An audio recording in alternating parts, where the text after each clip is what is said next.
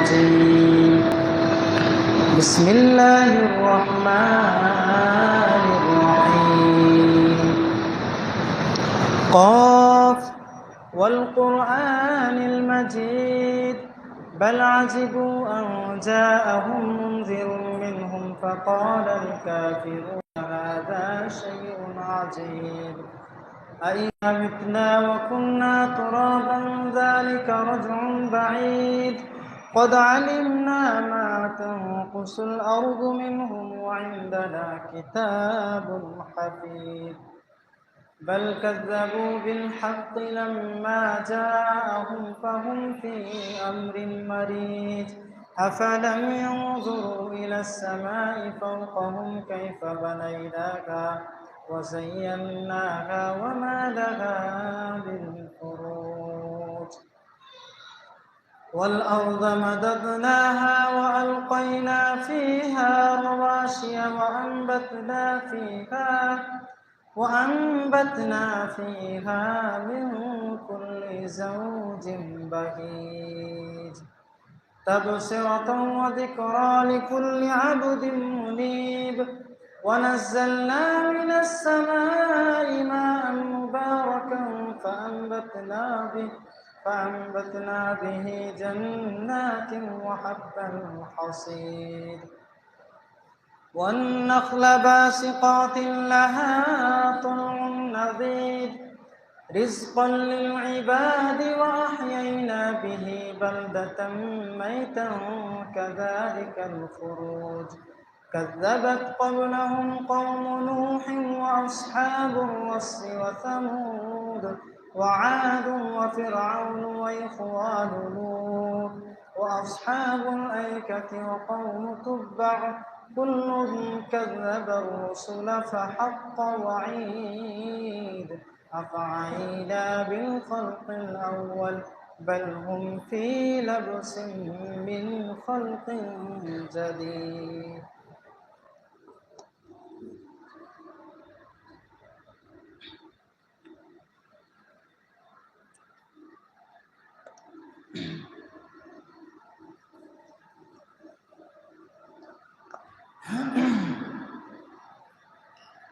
نحمده ونصلي على رسوله الكريم أما بعد فأعوذ بالله من الشيطان الرجيم بسم الله الرحمن الرحيم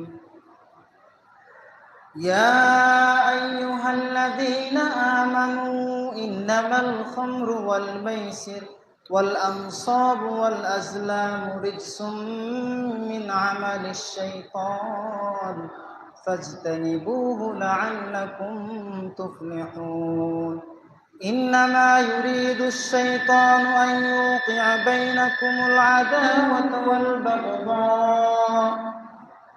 العداوة والبغضاء في الخمر والميسر ويصدكم عن ذكر الله وعن الصلاة فهل أنتم منتهون القرآن وقال النبي صلى الله عليه وسلم كل مسكر خمر وكل مسكر حرام الحديث সমস্ত প্রশংসা গুণগান কেবলমাত্র মহান আল্লাহ তাআলার জন্য, যে মহান আল্লাহ তাআলা আমাদেরকে সুস্থ শরীরে বাঁচিয়ে রেখেছেন, যে আল্লাহ তাআলার দয়ায় আমরা আজকে জুমার সালাতে অংশগ্রহণ করার জন্য একত্রিত হওয়ার তৌফিক পেয়েছি, সুযোগ পেয়েছি, সে আল্লাহর জন্য সমস্ত কৃতজ্ঞতা, সমস্ত প্রশংসা আমরা সকলেই বলি আলহামদুলিল্লাহ। অতঃপর পৃথিবীর বুকে সর্বশ্রেষ্ঠ মহামানব, সর্বশেষ চূড়ান্ত নবী রাসূল মুহাম্মদুর রাসূলুল্লাহ সাল্লাল্লাহু আলাইহি ওয়াসাল্লামের উপর অসংখ্য অগণিত শান্তির ধারা অবতীর্ণ হোক। আল্লাহুম্মা সাল্লি আলাইহি আল্লাহুম্মা বারিক আলাইহি। সম্মানিত উপস্থিতি, ইতিপূর্বে দ্বিতীয় খুতবায় আপনাদের সম্মুখে পবিত্র কোরআন থেকে দুইটি আয়াত পরিবেশন করেছি। আনুষঙ্গিক রাসূলুল্লাহ সাল্লাল্লাহু আলাইহি ওয়াসাল্লামের ছোট্ট একটি হাদিস। উক্ত কোরআনের আয়াত দুটিকে সামনে রেখে এবং হাদিসটিকে সামনে রেখে আজকের আমার সংক্ষিপ্ত আলোচনা করে টানবো ইনশাআল্লাহুল আজিজ। ওমা তাওফীকি ইল্লা বিল্লাহ আলাইহি তাওয়াক্কালতু ওয়া ইলাইহি উনীব। যাই হোক, আজকে যে আমার আলোচ্য বিষয় অনেকে হয়তো জেনে গিয়েছেন, বুঝে গিয়েছেন যে কোন বিষয়ের উপর আজকে আলোচনা করব। তারপরেও জানিয়ে দিতে চাই, আজকে আমার আলোচ্য বিষয় হচ্ছে নেশাদার দ্রব্যের ভয়াবহতা। সম্মানিত উপস্থিতি, আল্লাহ সুবহানাহু ওয়া তাআলা পবিত্র কোরআনুল কারীমে মদ বা নেশাদার দ্রব্যকে স্পষ্টভাবে হারাম করেছেন। এর দলিল পবিত্র কোরআনের সূরা মায়েদার 90 এবং 91 নম্বর আয়াত। প্রথমে আমরা মদের বিধান সম্পর্কে জানব, তারপরে মদের পরিচয়, মদ কাকে বলে, মদ কি জিনিস, সেই বিষয়টাতে আলোচনা করব। ধারাবাহিকভাবে ইনশাআল্লাহ আজকের সংক্ষিপ্ত আলোচ্য বিষয় আলোচনা করব ইনশাআল্লাহ। তাহলে আসুন আমরা জেনে নিই মদ সম্পর্কে আল্লাহ কোরআনুল কারীমে কি বলেছেন। আল্লাহ তাআলা বলছেন, ইয়া আইয়ুহাল্লাযীনা আমানু, হে বিশ্বাসীগণ, হে ঈমানদারগণ। এখানে প্রথমত সম্বোধন করলেন আল্লাহ তার বান্দাদেরকে, যারা তার অনুগত বান্দা, মুমিন বান্দা, তাদেরকে সম্বোধন করলেন। এবং এর আগেও অনেকবার বলেছি, যখনই আল্লাহ তাআলা কোরআনুল কারীমে মুমিন ব্যক্তিদের সম্বোধন করে কোনো কথা বলেন, তার পরে পরে হয় কোনো কিছুর আল্লাহ তাআলা মুমিনদেরকে আদেশ করেন, নতুবা কোনো কিছুর বিষয় নিষেধ করেন।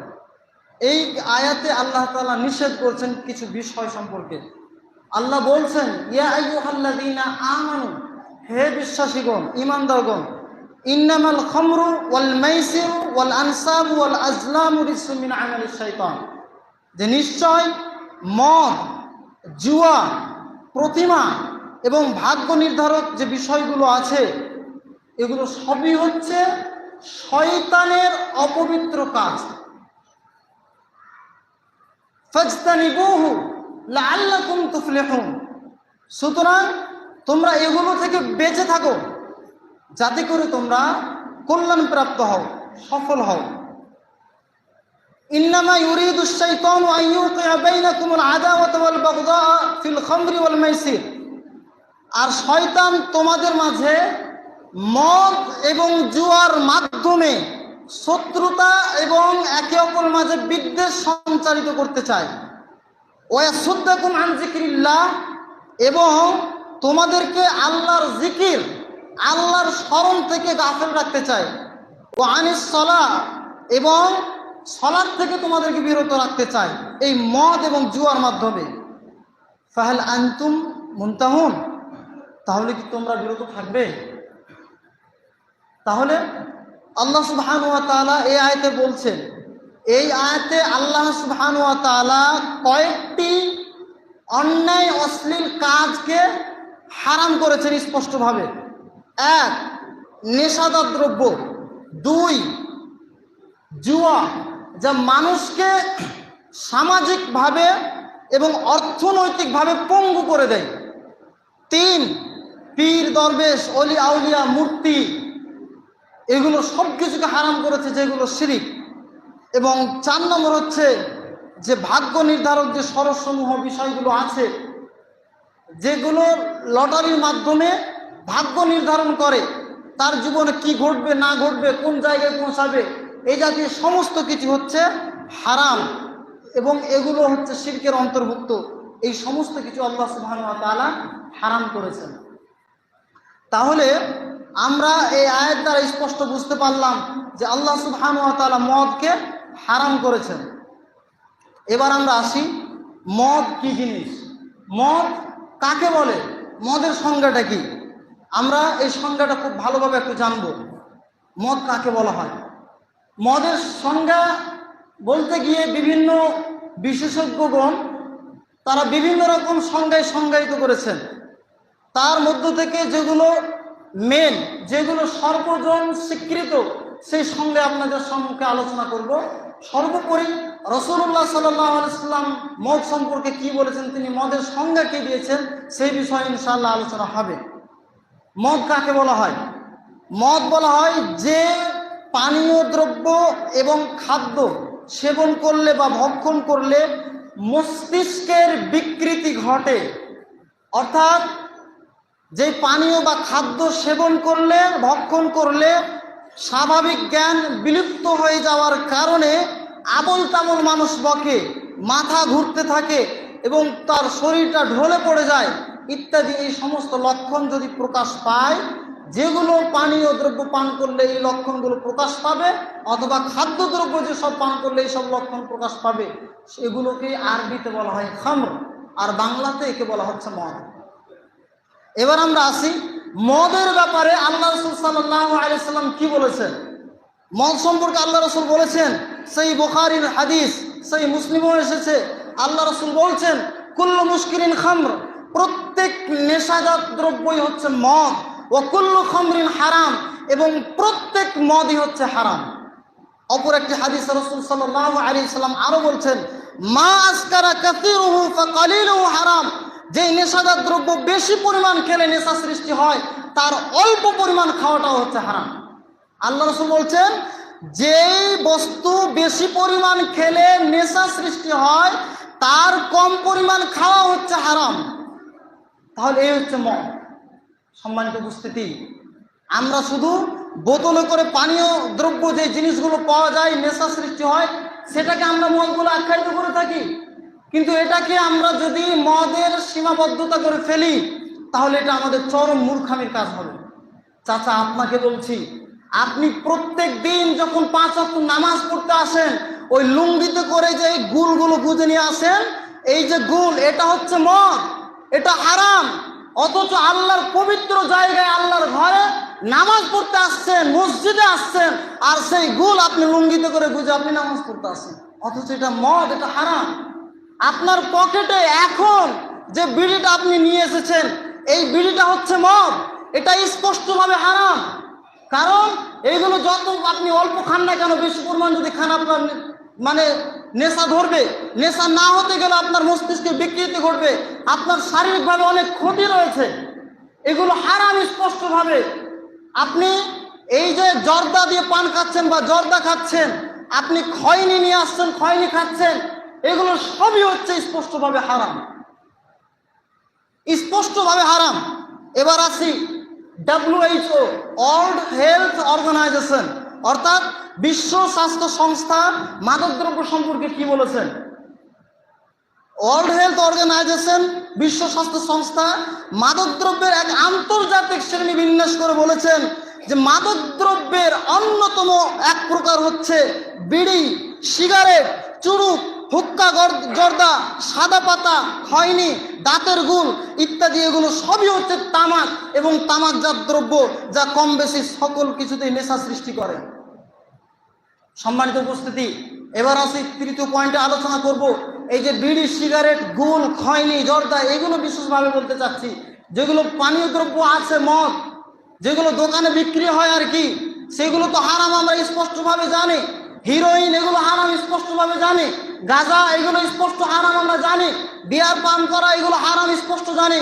কিন্তু যেই ব্যাপারে আমরা মতনৈক্য করি, বিড়ি, সিগারেট, জর্দা, গুল, খৈনি, এইগুলো মুবাহ, বৈধ নাকি অপছন্দনীয়, নাকি এগুলো হারাম স্পষ্টভাবে, কি এর বিধান কি?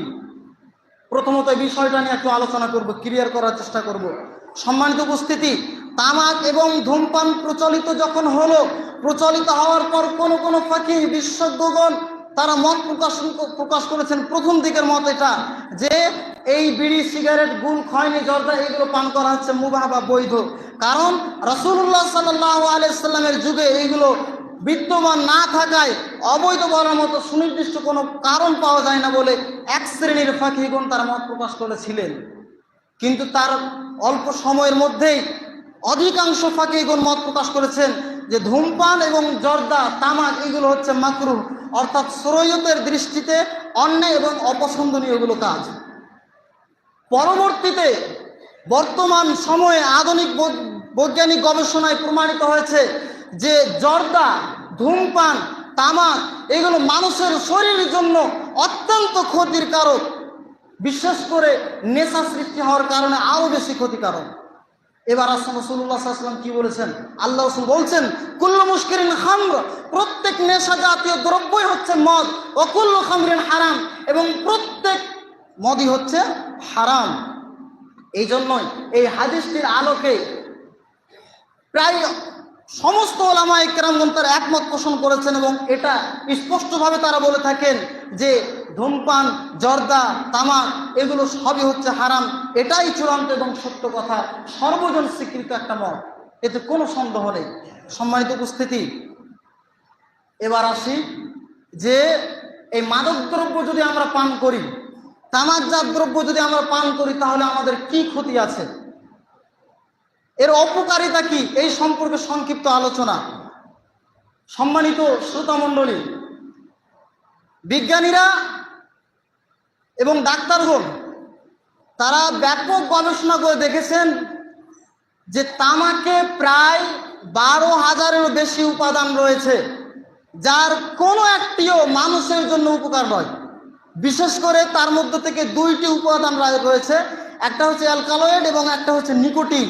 এই উপাদান দুটি মানুষের শরীরের জন্য খুবই ক্ষতিকারক। এর বিষাক্ততা এতই বেশি যে মানুষের জীবনের সৌরভ ধীরে ধীরে একেবারে শেষ করে দেয়। মানুষ একসময় মৃত্যুর মুখে ঢলে পড়ে যায়। ডক্টর হার্ভে ডব্লিউ লিখেছেন, মৃত্যুর সঙ্গে তামাকের একটা ঘনিষ্ঠ সম্পর্ক আছে। বিশেষ করে এর মধ্যে একটা উপাদান রয়েছে যার নাম হচ্ছে নিকোটিন। এই নিকোটিন মানুষের শরীরের জন্য খুবই সর্বনাশ একটা জিনিস। তারপরে ডক্টর হেকিম তাবারক করিম তিনি তামাক সম্পর্কে একটা বিস্তারিত বিবরণ লিখেছেন। সেই বিবরণ লিখতে গিয়ে এক পর্যায়ে তিনি বলেছেন যে হুঁকো, বিড়ি, সিগারেট যারা ভক্ষণ করে অথবা পানের সঙ্গে জর্দা মিশিয়ে যারা ভক্ষণ করে, সেই তামাকজাত বা তামাক বা জর্দা তাদের অনেক রকমের ক্ষতি করে। তার মধ্য থেকে তাদের শারীরিক শক্তি কমে যায়। যারা বিড়ি, সিগারেট, খৈনি, জর্দা এগুলো পান করে তাদের অনেক ক্ষতি হয়। তার মধ্য থেকে কয়েকটা ক্ষতির কথা আপনাদেরকে বলি। ডক্টর হেকিম তাবারক করিম তিনি বলছেন যে 1 নম্বর, শারীরিক শক্তি কমে যায়। 2 নম্বর, তার স্মৃতিশক্তি বা মেধা এটা ভোঁতা হয়ে যায়, একেবারে ভোঁতা হয়ে যায়। তারপরে মাথা ব্যথায় আক্রান্ত হয়ে পড়ে, মাথা ঘুরে এবং বিশেষ করে খারাপ স্বপ্ন বা দুশ্চিন্তা রোগে আক্রান্ত হয়ে পড়ে এবং অনেকের ক্ষেত্রে আবার কি করে, হার্টের অসুখেও তারা ভুক্তভোগী হয়ে থাকে। এছাড়াও তামাকজাত দ্রব্য, মদ এগুলো পান যদি কেউ করে, ভক্ষণ করে, আর অনেক ক্ষতি রয়েছে। যেমন রক্ত কমে যাওয়া। কেউ যদি মাদকদ্রব্য পান করে তাহলে তার শরীরে রক্ত কমে যাবে, ক্যান্সার হবে। সাধারণ মানুষকেও তো ক্যান্সার হচ্ছে, কিন্তু সাধারণ মানুষের চেয়ে 5 গুণ বেশি ক্যান্সার হওয়ার সম্ভাবনা রয়েছে যারা নেশাদার দ্রব্য পান করবে। যারা নেশাদার দ্রব্য পান করে তাদের কিডনি রোগ হয়, কিডনির অসুস্থতা হয়ে যায়, কিডনি শেষ হয়ে যায়। যারা নেশাদার দ্রব্য পান করে তারা মৃগী রোগে আক্রান্ত হয়, আরো অনেক রকমের রোগ। এক কথায় আমরা যদি বলতে চাই তাহলে এরকম আমরা বলতেই পারি যে জর্দা, ধূমপান, নেশাদার দ্রব্য, তামাক এইগুলো যদি আমরা পান করি বা যেই পান করবে, এগুলো পান করা হচ্ছে মানুষের ব্যক্তির জন্য ক্ষতি, স্বাস্থ্যের জন্য ক্ষতি, অর্থের ক্ষতি, পরিবেশের ক্ষতি, সমাজের ক্ষতি, রাষ্ট্রের ক্ষতি, এমনকি প্রত্যেক মানুষের জন্য মারাত্মক ক্ষতি রয়েছে। দুনিয়াতেও ক্ষতি রয়েছে, আখিরাতেও ক্ষতি রয়েছে। সম্মানিত উপস্থিতি, এবার আসি সংক্ষিপ্ত আলোচনা করব যে মদ পান যারা করবে তাদের সম্পর্কে আল্লাহ রাসূল সাল্লাল্লাহু আলাইহি ওয়াসাল্লাম হাদিসে কি বলেছেন। যারা নেশাদার দ্রব্য পান করে তাদের বিধান কি, তাদের দুনিয়াতে এবং আখিরাতে কি শাস্তি রয়েছে, এই বিষয়ে সংক্ষিপ্ত আলোচনা করে সর্বশেষ পয়েন্টে যেটা আলোচনা করব, এই মদ প্রতিরোধে আমাদের করণীয় কি, সেই বিষয়টা আলোচনা করার চেষ্টা করবো ইনশাআল্লাহ আজিম। সম্মানিত উপস্থিতি, নেশাদার দ্রব্য যারা পান করে তাদের মর্মে রাসূল সাল্লাল্লাহু আলাইহি ওয়াসাল্লামের একটি হাদিস, আন জাবিরিন قال قال رسول الله صلى الله عليه وسلم, জাবির রাদিয়াল্লাহু তাআলা আনহু থেকে বর্ণিত, তিনি বলছেন আল্লাহ রাসূল সাল্লাল্লাহু আলাইহি ওয়াসাল্লাম বলেছেন, ইন্না আলাল্লাহি আহদান লিমান শারিবাল মুসকির, আল্লাহ রসুল বলছেন নিশ্চয় আল্লাহর ওয়াদা হচ্ছে নেশাদার দ্রব্যকে তিনি কি করবেন, যারা নেশাদার দ্রব্য পান করবে তাদেরকে আল্লাহ তাআলা তিনাতুল খাবাল পান করাবেন। কিলা ইয়া রাসূলুল্লাহ সাল্লাল্লাহু আলাইহি ওয়াসাল্লাম, আল্লাহ রসুল সাল্লাল্লাহু আলাইহি ওয়াসাল্লামকে জিজ্ঞেস করা হলো, ওমা তিনাতুল খাবাল, হে আল্লাহ রসুল তিনাতুল খাবাল কি? ক্বাল, আল্লাহ রসুল সাল্লাল্লাহু আলাইহি ওয়াসাল্লাম বললেন, আরাকু আহলিন নারি আও উসারাতু আহলিন নার। আল্লাহ রসুল সাল্লাল্লাহু আলাইহি ওয়াসাল্লাম বললেন তিনাতুল খাবার হচ্ছে জাহান্নামীদের শরীর হতে গলে পড়া রক্তপুঞ্জ মিশ্রিত অত্যন্ত গরম তরল পদার্থ, এটা হচ্ছে তিনাতুল খাবার। চলুন আর হাদিস যাই, রাসূল সাল্লাল্লাহু আলাইহি ওয়াসাল্লাম নেশাদার দ্রব্যদের যারা পান করে তাদের ব্যাপারে কি বলেছেন? আন আবি হুরায়রা রাদিয়াল্লাহু তাআলা আনহু قال, আবু হুরায়রা রাদিয়াল্লাহু তাআলা আনহু থেকে বর্ণিত, তিনি বলছেন قال রাসূলুল্লাহ সাল্লাল্লাহু আলাইহি ওয়াসাল্লাম, আল্লাহ রাসূল সাল্লাল্লাহু আলাইহি ওয়াসাল্লাম বলেছেন, মুদমিনুল খামরি কাআবিদি ওয়াসানিন, যে সর্বদা নেশাদার দ্রব্য পানকারী মূর্তি পূজকের নেই অপরাধী। যে প্রতিনিয়ত একবারে নেশাদার দ্রব্য পান করার অভ্যস্ত, প্রতিদিন নিয়মিত পান করে, তার অবস্থা হচ্ছে যে মূর্তি পূজা করে, আল্লাহকে বাদ দিয়ে যে অন্যের পূজা করে, ইবাদত করে, যারা বিধর্মী আছে অমুসলিম আছে তাদের মতো সমান অপরাধী সে ব্যক্তি যে নেশাদার দ্রব্য পান করে। আন আবি দারদাই আনিন নবী সাল্লাল্লাহু আলাইহি ওয়াসাল্লাম قال, লা ইয়াদখুলুল জান্নাতা মুদমিনুল খামরি। আবু দারদা রাদিয়াল্লাহু তাআলা আনহু থেকে বর্ণিত, তিনি বলছেন সাল্লাল্লাহু আলাইহি ওয়াসাল্লাম বলেছেন, লা ইয়াদখুলুল জান্নাতা মুদমিনুল খামর, নেশাদার দ্রব্য পানকারী জান্নাতে প্রবেশ করবে না। লা ইয়াদখুলুল জান্নাতা মুদমিনুল খামর, নেশাদার দ্রব্য পানকারী জান্নাতে প্রবেশ করবে না। এরকম অনেক হাদিস আমরা বলতে পারি, আরো অনেক হাদিস আছে। আম্মার ইবনে ইয়াসির রাদিয়াল্লাহু আনহুমা তিনি বলছেন যে রাসূলুল্লাহ সাল্লাল্লাহু আলাইহি ওয়াসাল্লাম বলেছেন, সালাসাতুন লা ইয়াদখুলুনাল জান্নাতা আবাদাদ দাইয়ুস ওয়ার রাজুলু ওয়ার রাজলাতু মিনান নিসাই ওয়া মুদমিনুল খামরি। রাসূলুল্লাহ সাল্লাল্লাহু আলাইহি ওয়াসাল্লাম বলছেন, তিন শ্রেণীর মানুষ কখনো জান্নাতে যাবে না, তিন শ্রেণীর মানুষ কখনো জান্নাতে যাবে না।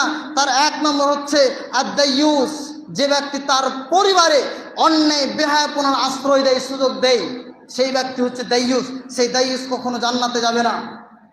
দুই, ওয়ার রাজলাতু মিনান নিসাই, এবং পুরুষের বেশধারী নারী, সে কখনো জান্নাতে যাবে না।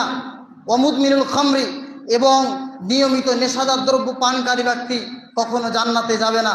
অপর একটি হাদিসে আছে যার বঙ্গানুবাদ হচ্ছে এটাই, আল্লাহ রাসূল সাল্লাল্লাহু আলাইহি ওয়াসাল্লাম বলেছেন, যে ব্যক্তি নেশাদার দ্রব্য পান করবে এবং তার মস্তিষ্কের বিকৃতি ঘটবে, নেশা লেগে যাবে, এই নেশাদার দ্রব্য পানকারী ব্যক্তির 40 দিন নামাজ কবুল হবে না। একবার যদি নেশাদার দ্রব্য পান করে 40 দিন নামাজ কবুল হবে না। তারপরে যদি আবার তওবা করে আল্লাহ সুবহানাহু ওয়া তাআলা কবুল করবেন। তারপরে আবার যদি নেশাদার দ্রব্য পান করে, মদ পান করে, তাহলে তারপরে আবার যদি সে নেশাদার দ্রব্য পান করে তাহলে 40 দিন নামাজ হবে না। এই করে করে চতুর্থবার যদি সে করে তাহলে আল্লাহ তাআলা তার তওবাও কবুল করবেন না আর নামাজও কবুল করবেন না। সম্মানিত উপস্থিতি, যারা নেশাদার দ্রব্য পান করছেন আপনাদেরকে বলতে চাই, আপনার কি হবে? আপনি তো প্রতিনিয়ত আপনি নেশাদার করেন, আপনি মদ পান না করলে আপনার দিন যায় না, আপনার মদ পান না করলে আপনার ব্রেন ঠিক থাকে না, আপনার কি করে নামাজ হবে? আপনি তো নামাজ পড়েন না, সপ্তাহে একটা দিন জুমার নামাজ পড়তে আসছেন, তাও প্রতিনিয়ত মদ্যপান করে। হয়তো আজ সকালেও আপনি মদ পান করেছিলেন, গোসল করে আপনি হয়তো জুমার নামাজ পড়তে এসেছেন। যে এই নামাজ আপনার কবুল হবে না, এই নামাজ আপনার কবুল হবে না। পৃথিবীতে এমন কোনো মায়ের সন্তান নেই, পৃথিবীতে এমন কোনো আলেম নেই, পৃথিবীতে এমন কোনো মুহাদ্দিসের জন্ম হয়নি যে ব্যক্তি প্রমাণ করে দিতে পারবে যে আপনার নামাজ কবুল হয়েছে। একবার নেশাদার দ্রব্য পান যদি আপনি করেন 40 দিন নামাজ হবে না, এটাই চূড়ান্ত। রাসূল সাল্লাল্লাহু আলাইহি ওয়াসাল্লাম বলেছেন, এবং এই বিভিন্ন হাদিস গ্রন্থে এটা পাবেন, সুনান ইবনে মাজাতে পাবেন, মুসনাদে আহমদে পাবেন, এবং হাদিসের মান হচ্ছে সহিহ, এবং মিশকাতুল মাসাবিতেও পাবেন 3643 নম্বর হাদিস। সম্মানিত উপস্থিতি, যারা মদের সঙ্গে সম্পর্ক রেখেছেন 10 শ্রেণীর লোক যারা রয়েছে তাদের সকলের উপর আল্লাহ সুবহানাহু ওয়া তাআলা লানত করেছেন। রাসূলুল্লাহ সাল্লাল্লাহু আলাইহি ওয়াসাল্লাম লানত করেছেন, যে ব্যক্তি মদের নির্যাস বের করবে, যে ব্যক্তি মদ তৈরি করবে, যে ব্যক্তি মদ পান করবে, যে ব্যক্তি মদ পান করাবে, যে ব্যক্তি মদটাকে সরবরাহ করে নিয়ে যাবে, যে ব্যক্তি বিক্রি করবে, যে ব্যক্তি মদ কিনবে, যে ব্যক্তি লাভ করবে, এদের সকলের ওপর আল্লাহ সুবহানাহু ওয়া তাআলা লানত রয়েছে। আল্লাহ রাসূল লানত করেছেন তাদের উপরে। অতএব এই হারাম বস্তু খাওয়াও যেমন হারাম, বিক্রি করাও হারাম। আপনি যা কিছু বলেন, বিড়ি বলেন, সিগারেট বলেন, জর্দা বলেন, খৈনি বলেন, টিকিট বলেন, এগুলো সবই হচ্ছে হারাম এবং হারামের ব্যবসা। এগুলো আমাদেরকে ছাড়তে হবে। কোন রকমের টাল বাহানা করা যাবে না। বিড়ি না হলে মাদ্রাসা তৈরি হতো না, বিড়ি না হলে মসজিদ নির্মাণ হতো না, বিড়ি না হলে মানুষ না খেয়ে মারা যেত। এগুলো সব ফালতু কথা, এগুলো ছাড়তে হবে, এগুলো ছাড়তে হবে। এগুলো সমাজের চতুর্থ জায়গায় আমরা ছড়িয়ে দিয়েছি কথাগুলো, এবং আমরা এগুলো সমাজের সব জায়গায় এগুলো মানুষের দ্বারে দ্বারে আমরা পৌঁছে দিয়েছি। আমরাই বিপদটাকে ডেকে নিয়ে এসেছি, আর আমরাই বাহানা করছি এগুলো না করলে কিছুই চলবে না। এটা আপনার ভুল ধারণা। আপনার হারাম উপার্জন থেকে আপনি মসজিদ মাদ্রাসায় দান করতে পারেন, কোনো সমস্যা নেই, কিন্তু আপনি দান করছেন এটা আল্লাহর কাছে গ্রহণ হবে না। আপনি হারাম ব্যবসার সঙ্গে যুক্ত হয়ে আছেন, যে কোনো হারাম ব্যবসা হোক, আপনি জর্দার ব্যবসা করেন, বিড়ি সিগারেটের ব্যবসা করেন, মদের দোকান খুলে আপনি ব্যবসা করেন না কেন, যা কিছু আপনি করবেন এগুলো সবই হচ্ছে হারামের ব্যবসা। আপনি যতই তাহাজ্জুদ নামাজ আদায় করেন না কেন, যতবার আপনি সেই মক্কায় গিয়ে হজ করে আসেন না কেন, কোনো ইবাদত আল্লাহ সুবহানাহু ওয়া তাআলার কাছে গ্রহণ হবে না, কোনো ইবাদত কবুল হবে না। এই জন্য আমি সবসময় সব মানুষকে একটা কথাই বলি, হালাল উপার্জন করে যদি পান্তা ভাত খেতে হয়, 2 দিনের পচা ভাত খেতে হয়, তবুও সেটা ভালো, কিন্তু হারাম উপার্জন করে মাংস ভাত খাওয়া তার চেয়ে জঘন্য খারাপ।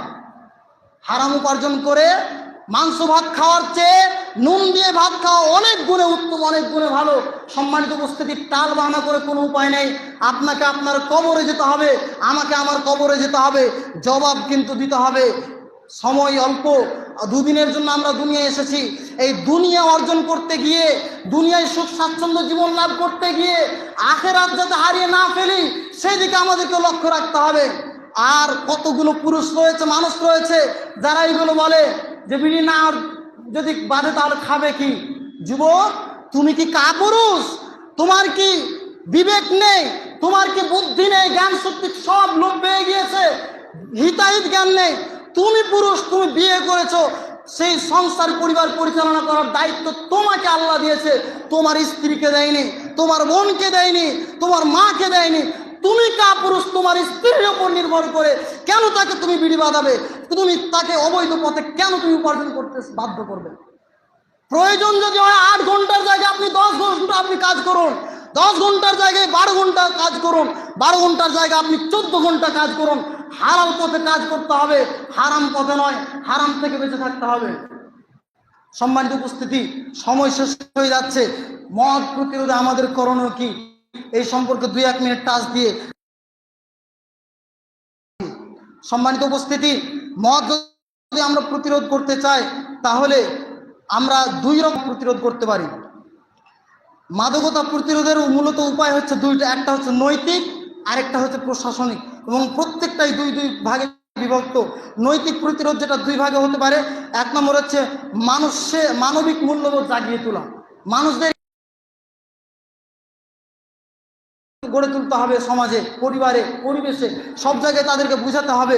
এবং দ্বিতীয় হচ্ছে ধর্মীয় মূল্যবোধ জাগিয়ে তোলা, ধর্মের কথাগুলো তাদেরকে, আল্লাহ ভিত্তিতে তাদেরকে জাগিয়ে তুলতে হবে। সময় যেহেতু কম, একেবারে করছি।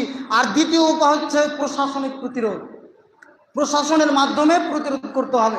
কিন্তু বর্তমানে আমাদের যে দেশ, এটা মদের লাইসেন্স ছড়িয়ে দিচ্ছে, মদের লাইসেন্স দিচ্ছে। আপনি মদের দোকান গিয়ে সরাসরি আপনি ভাঙতে যদি যান, আপনার উপরে কেস হয়ে যাবে। তো সমাজে মদ প্রতিরোধ করার জন্য অন্যতম একটা করণীয় হচ্ছে, সেটা হচ্ছে সামাজিক প্রতিরোধ। সামাজিক প্রতিরোধ কিভাবে? আমরা মানুষ সামাজিক জীব, সমাজে শৃঙ্খল বজায় থাকে, সেই জন্য অনেক রকমের পদ্ধতি, অনেক দল উপদলে আমরা বিভক্ত হয়ে আছি। বিশেষ করে আমাদের সব এলাকায়, যত এলাকা আছে সব এলাকায় আমাদের প্রত্যেক মসজিদে মসজিদে একটা ইজমা থাকে। ইজমায় যারা সর্দার মডেল আছে বিশেষ করে তাদেরকে এটা দৃষ্টি আকর্ষণ করবো, আপনাদের দায়িত্ব শুধু এটা নয় যে আপনার মসজিদ মানে বিল্ডিং নির্মাণ করবেন, মসজিদকে চাকচিক্য করবেন, আর কারো বিয়ে শাদী হবে মসজিদ খরচ নেবেন, বাতাসা নেবেন, আর ওই দাওয়াতে অংশগ্রহণ করবেন, আর জানাজার নামাজ পড়ানোর ব্যবস্থা করবেন, জানাজায় অংশগ্রহণ করবেন, কবরস্থানে মাটি দিবেন। এইগুলো শুধু দায়িত্ব নয়, সমাজটাকে আদর্শভাবে গড়ার আপনাদের উপর দায়িত্ব রয়েছে। এই দায়িত্ব আপনাদের কাঁধে নিতে হবে। যারা নেশাদার দ্রব্য পান করছে, আজকে চারিদিকে মানুষ নেশাদার দ্রব্য পান করে ব্যতিব্যস্ত।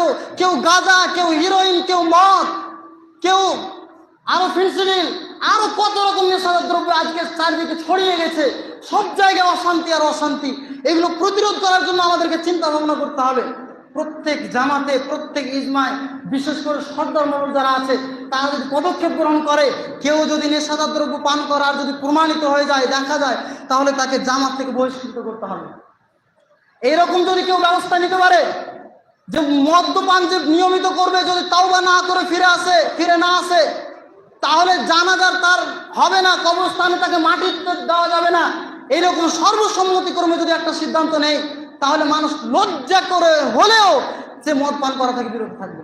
আজকে সর্দার মনোরঞ্জন তারা কি করে বাধা দিবে, কি করে পদক্ষেপগুলো নেবে?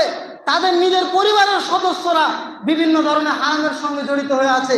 তার ছেলে মদ্যপান করে, তার ছেলে বিভিন্ন হারাম ব্যবসার সঙ্গে যুক্ত হয়ে আছে।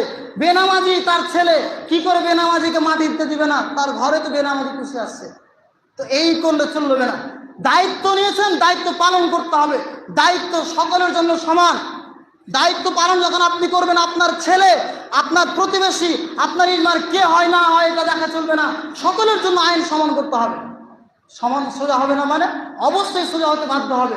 সম্মানিত উপস্থিতি, বলছিলাম আল্লাহ রাসূল সাল্লাল্লাহু আলাইহি ওয়াসাল্লাম রাঈন ওয়া কুল্লুকুম মাসউলুন আন রাইয়াতিহি, জেনে রেখো তোমরা প্রত্যেকে দায়িত্বশীল এবং তোমাদের প্রত্যেককেই নিজ নিজ দায়িত্ব সম্পর্কে জিজ্ঞাসিত হতে হবে। যদি আমরা নিজ দায়িত্ব ঠিকঠাকভাবে পালন না করি, তাহলে কখনোই এই মদ বিরোধী আন্দোলন গড়ে তোলা সম্ভব নয়। মদ মুক্ত সমাজ গঠন করা যাবে না। এবং মদ সমাজ গঠন করতে হলে সবার মূলে, সবার আগে নিজ পরিবারকে ঠিক করতে হবে। নিজ পরিবারে যদি না পারে ঠিক করতে, তার পরবর্তীতে তার প্রতিবেশী এবং সমাজের মানুষ তখন পদক্ষেপ নেবে। কিন্তু আগে আপনার পরিবারকে আপনাকে ঠিক করতে হবে।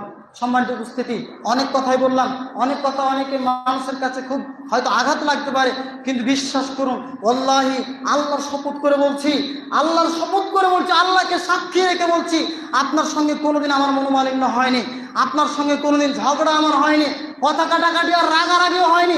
আপনার কল্যাণের জন্য, আপনার ইহকালীন কল্যাণ এবং পরকালীন কল্যাণের হারাম হারাম আমাদেরকে বলতে হবে। হতে পারে মদ মানে বিড়ি, এটা হচ্ছে হারামের ব্যবস্থা। হতে পারে আমার বাড়িতে বিড়ি বাঁধে, কিন্তু স্বীকার করতে হবে এটা হারাম। হারামকে হারাম বলবেন না, এটা কখনো হতে পারে না। আলহামদুলিল্লাহ, এই বিষয়ে আলোচনা রাখলাম এই জন্যই যে আমার বাড়িতে আমাদের আমরা হারাম মুক্ত পরিবার গড়ে তুলতে পেরেছি বলেই এই বিষয় নিয়ে আলোচনা করছি। যদি আমার পরিবারে যদি বিড়ি থাকতো, হারামের ব্যবসা যদি থাকতো, তাহলে এই বিষয়ে আলোচনা করতাম না। আমাদেরকে চেষ্টা করতে হবে। একদিনে হয়তো হবে না, এক মাসে হবে না, এক বছরে না হতে পারে। আপনার সাধ্য মতো আপনাকে হারাম থেকে বেঁচে থাকার চেষ্টা করতে হবে। আজকে হচ্ছে না, ঠিক আছে, 2 বছর পর হবে, 5 বছর পর হবে। কেন এরকম হীনমন্যতায় ভুগবো? নিজের জায়গা থেকে সাধ্য মতো আমাদের চেষ্টা করতে হবে হালাল উপার্জন করা। কিন্তু আমাদের ইবাদত আল্লাহ সুবহানাহু ওয়া তাআলার কাছে কবুল হবে, নতুবা আল্লাহ সুবহানাহু ওয়া তাআলা আমাদের ইবাদত কবুল করবেন না। আল্লাহ সুবহানাহু ওয়া তাআলা আমাদের সকলকে এই বিষয়গুলোকে সঠিকভাবে বুঝার তৌফিক দান করুক। আমিন। اللهم صل على محمد وعلى ال محمد كما صليت على ابراهيم وعلى ال ابراهيم انك حميد مجيد. اللهم بارك على محمد وعلى ال محمد كما باركت على ابراهيم وعلى ال ابراهيم انك حميد مجيد.